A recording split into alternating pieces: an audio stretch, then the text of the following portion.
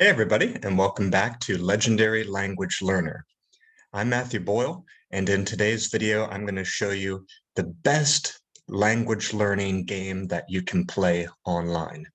It's called Language Guardians. This is a game that's been out for a while, but only in print and play form or physical deck form.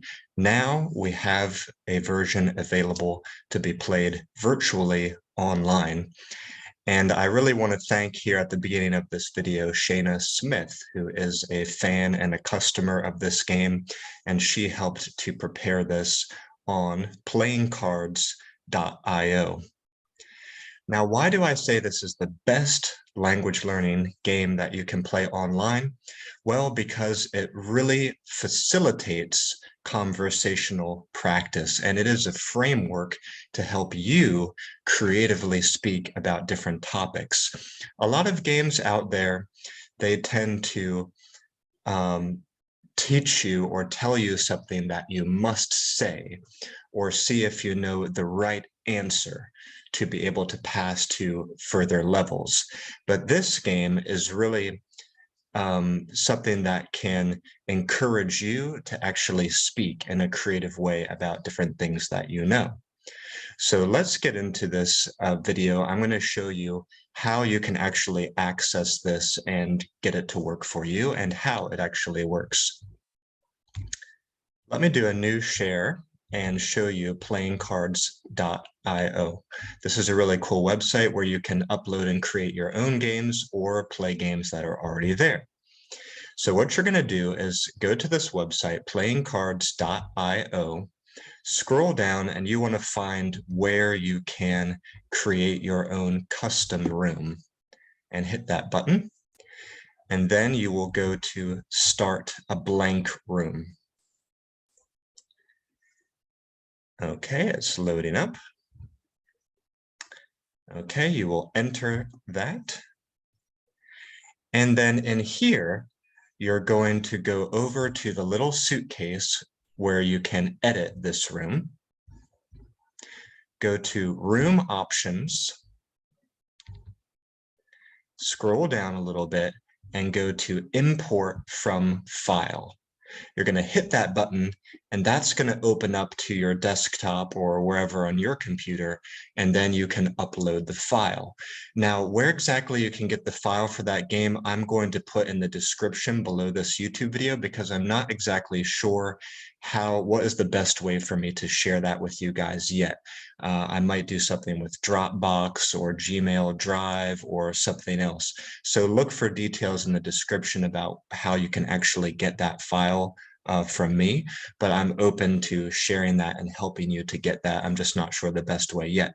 But here's where you're going to import that file to the room. After you import it, you can exit this edit mode by hitting the suitcase again. And then I will share with you what that looks like. Then it's just going to look like this, and it's going to be ready to play. So what you have here is the card game Language Guardians. The draw pile is there. The play pile is here. Your cards in your hand will be here, and you can see when you hover over them with the mouse, they will enlarge so you can see them better. And there is a rules card there to explain the game. This card explains how challenges work and what the different colors mean. And we call the different colors elements just to make it a little bit more fantasy style. There's some different places for players to sit, and there's some buttons so you can reset the game or reshuffle the deck if you want to start a new game. You can move your cards around here. If you click on a card, it's going to flip it over. And to briefly explain how this game works, it plays in a very similar way to Uno. So you will match your cards down to the play pile according to, you want to put something down that has the same color or the same name. And if you don't have the same color or the same name or a wild card, you can always throw down a wild card. If you don't have the same color, same name, or a wild card, then you have to draw a card from the draw pile. Okay. And the first player to put down all their cards wins. But here's the twist. Each card is going to tell you something that you have to say when you put your card down. So for example, the green cards represent nouns. So if I have a green person card, I have to say a noun that represents a person. So I could say a person's name. Blue cards are verbs. So if I have the blue plant card, then I have to say what a plant can do, and I have to use a verb. So maybe grow or blossom. If I have the, oh, I disconnected due to bad internet. The room's disconnected a little bit. But if I have a black and white food and drink card, I would describe a food and drink. So I could say delicious. Red represents sentences. So I would make a complete sentence about something I could wear for apparel. And the pink cards are the wild cards. So you can throw them down anytime and choose a new color that you want. And they're usually nouns. So say a color. And so you will proceed like this. Like if the weapon card is down there and it's black and white, I could put down my black and white card like so, and say, describe a food or a drink, or I could use my wild card. And so then I would speak, and then it would go to the next player's turn, and we would go proceed around and around in a circle. Now, the only limitation to this is that this program, this website, it doesn't have a way that you can live chat with other people built into it. It's not a huge issue, but I really wish it did have that. Maybe in the future it will. But anyways, what you'll need to do to be able to talk with others while you're playing this is you have to open up your own video call or phone call. And you can do that by a variety of ways.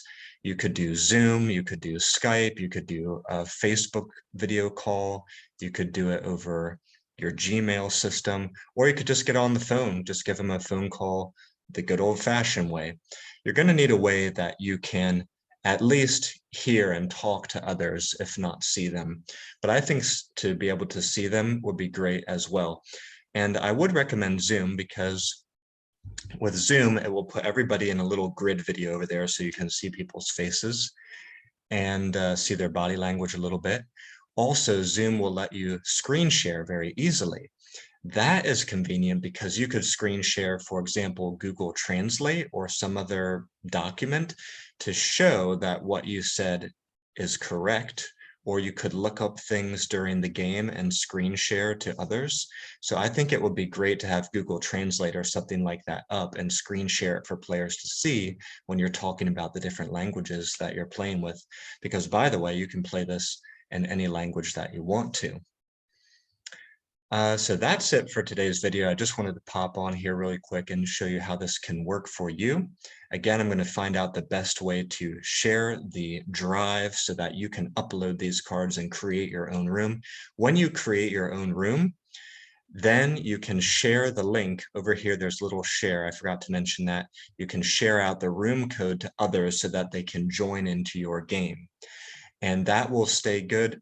That will you have to log into the game fairly every so often to keep your room active and available. If you didn't use your room for 2 weeks, the website will take it down.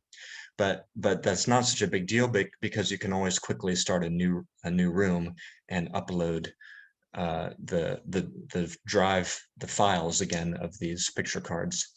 But if you have any questions about this, you can let me know down below. And I'm planning to put out more virtual decks of more of my language learning card games as time goes on. If you want to learn more about the card games we already have, you can go to languagecardgames.com.